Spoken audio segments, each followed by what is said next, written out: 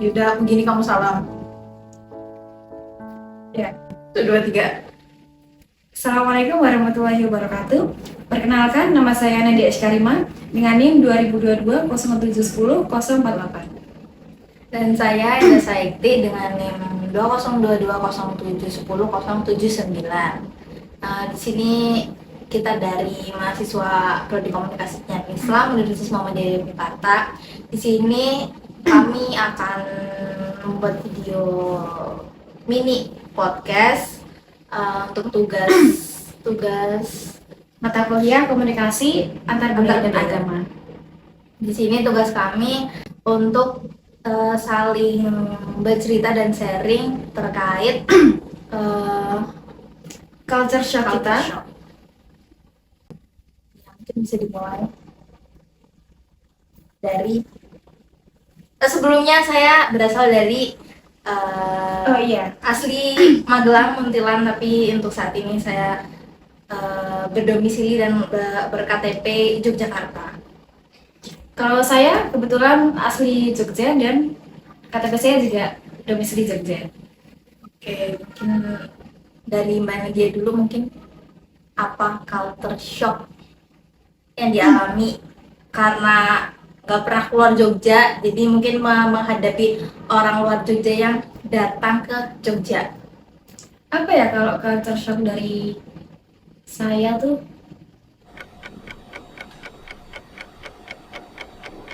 Durasi. Ini bisa di-cut nggak nanti?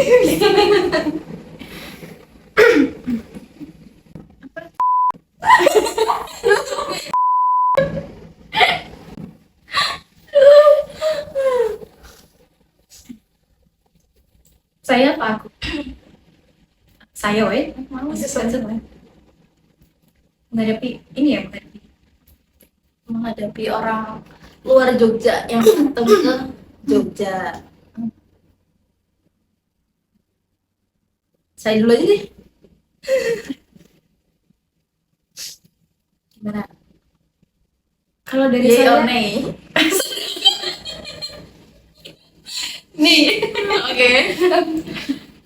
kalau dari saya mungkin belum apa ya, belum terpikirkan culture shock yang ada. Mungkin bisa beredar dulu dan saya bisa muncul ide yang lain. Oke, kalau untuk saya sendiri, culture shock itu ada banyak, nggak sering, cuman dialaminya dulu karena aku aja deh susah. Aku lahir di Jambi, di Sumatera. Aku juga kecil di Sumatera, di Jambi.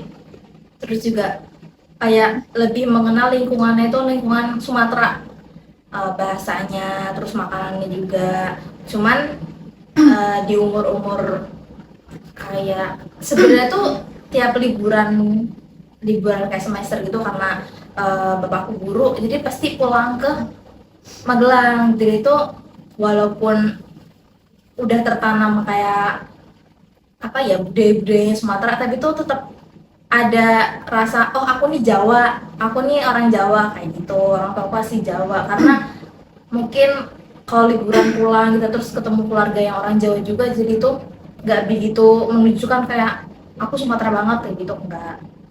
Dulu pas kecil kayak gitu, sampai akhirnya pas SD tuh mulai mengenal sosial, mulai tahu, mulai ada ingatan juga kayak, oh ketemu orang tuh kayak gini, oh ketemu orang Sumatera tuh kayak gini, ketemu orang Jawa tuh kayak gini. Terus sampai di akhirnya MTS, aku MTS pindah dari Jambi ke Jogja, aku mondok. Di pondok lebih sering lagi culture shock-nya karena nggak cuman habis pindah ke Jawa, tapi di pondok juga ketemu lagi orang yang luar Jawa, ya orang Sunda, ya orang Kalimantan, ya orang Papua sana gitu. Terus kesulitan pas ngadapin culture shock tuh lebih ke kayak gimana ya biar bisa gabung. Kadang makan nggak bisa bareng, terus komunikasi sih alhamdulillah tetap berjalan karena nggak yang sampai nggak bisa bahasa Indonesia, jadi kita tetap bisa ngobrol pakai bahasa Indonesia. Terus sulitnya itu cuma di makanan sama kayak sifat-sifat kecil yang kadang tuh orang Sumatera lebih keras terus suaranya lantang, sedangkan yang teman-teman Jawa Sunda kayak gitu nggak begitu. Tapi lain lagi sama orang yang teman-teman kayak Jawa Timur, mungkin bahasanya lebih ringan, bahasanya lebih santai, nggak kayak orang Jawa Tengah, Jogja sama Sunda mungkin. Jadi kadang beberapa kaget juga lihat ternyata orang Jawa Timur tuh sedikit lebih keras daripada Jawa-Jawa yang lain. Dan Kalimantan, orang Papua juga gak jauh beda juga sama orang Sumatera yang omongannya lebih keras, terus nadanya lebih tinggi. Terus makanan, walaupun makanannya sama-sama dari catering, tapi itu tetap aja masih susah. Ada yang nggak suka ini, nggak selera, nggak pernah makan ini di rumahnya, ini nggak ada di daerah rumahnya, jadi susah buat beradaptasi.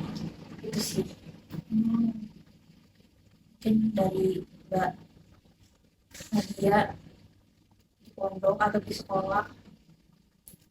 Saya sih kan kebetulan dari saya sekolah TK sampai SMA ya, sampai bahkan sampai kuliah pun saya selalu di daerah Jogja. Ya SMP bukan di Jogja sih, tapi di Sleman yang mana itu masih di daerah DIY gitu. culture shocknya saya sih nggak terlalu ini ya. Saya shock tapi nggak terlalu shock gitu. Kayak ya mungkin ya waktu di pondok ada sih.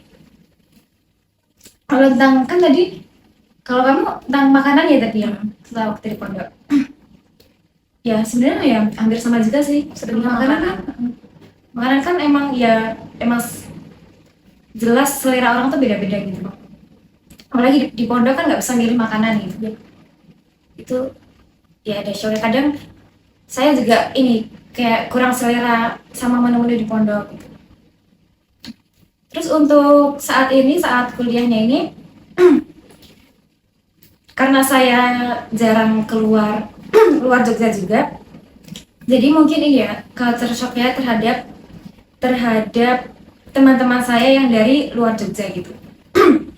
Saya selama berapa tahun ya, 2022 ya, 22 sejak masuk kuliah ini, selama mengenal teman-teman kuliah saya ini, yang saya merasa shock dalam culture-nya itu ya apa ya, mungkin tadi sih cara bicaranya kan banyak nih teman-teman yang dari ini luar Jawa, ya kayak semacam ya Jabodetabek lah kan. Kebanyakan tuh mereka kalau ngomong ke teman itu kan gue lo ya, nah, gue lo kan, sedangkan saya ini nggak terbiasa gitu kan. Gue kan orang Jawa ini kan aku kamu gitu kan ya.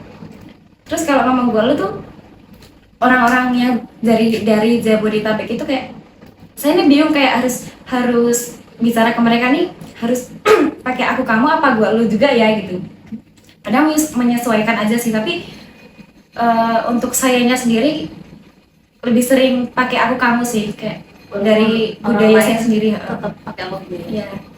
Ya itu sama juga sih, lebih ngedapatin ngerasain itu pas kuliah. Di pondok lebih nggak sesering itu, karena mungkin kalau di pondok lebih ada peraturannya lagi ya, jadi kayak menanamkan kalau di area pondok lebih banyak kalau kamu daripada lo gue. Tapi kalau di kuliah nggak ada yang melarang, nggak ada yang ngatur, jadi ya kalau memang orang itu biasa pakai lo gue, jadi kitanya harus ya tetap bisa nerima kayak gitu. Terus apa lagi?